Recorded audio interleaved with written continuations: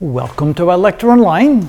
This example here was especially made so you can see that there's really no difference between having a cylindrical charge object or a line charge object, because once you're outside the boundary of this object, it acts as if it's a single line of charge.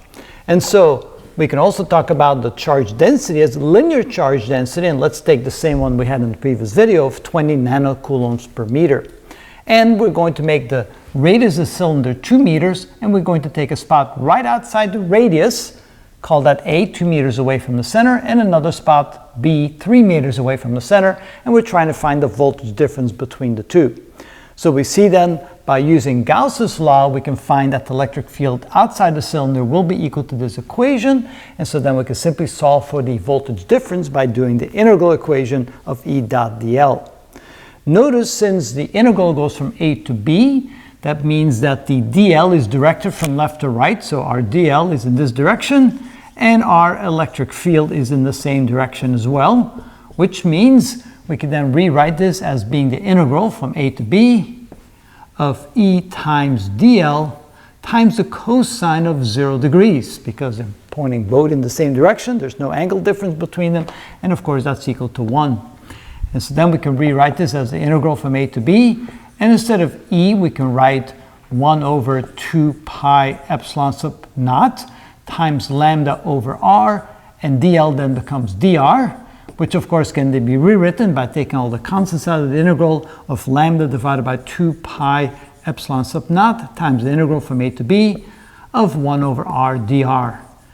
And of course the integral of that will be the natural log of r, so this becomes equal to lambda divided by 2 pi epsilon sub naught times, I'm getting ahead of myself here, times the natural log of r evaluated from A to B, which can then be written as lambda over 2 pi epsilon sub naught times the natural log of the upper limit, B, minus the natural log of the lower limit, A. And that can then be written, of course, as natural log of B over A, so this becomes equal to lambda divided by 2 pi epsilon sub naught times the natural log of B over A. And of course, since B is always farther away than A in this case, that's going to be positive values, so we don't have to worry about the absolute value signs. And then if we plug in the values for that, we can then say that VA minus VB is equal to lambda, which is 20 times 10 to the minus 9 coulombs per meter divided by 2 pi. Epsilon sub naught is 8.85 times 10 to the minus 12. That would be coulomb squared divided by Newton meter squared. And we multiply times the natural log of 3 over 2.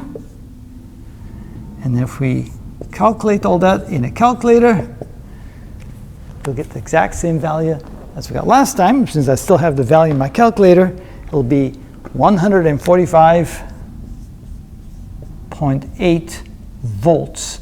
Again, coulombs per meter divided by coulomb squared per Newton meter squared will end up being equals to volts. And so you get the exact same result. It doesn't matter if the charge is distributed on the surface of a cylinder or along a line that would then be at the center of the cylinder, as long as the charge density per unit length is the same. And that is how it's done.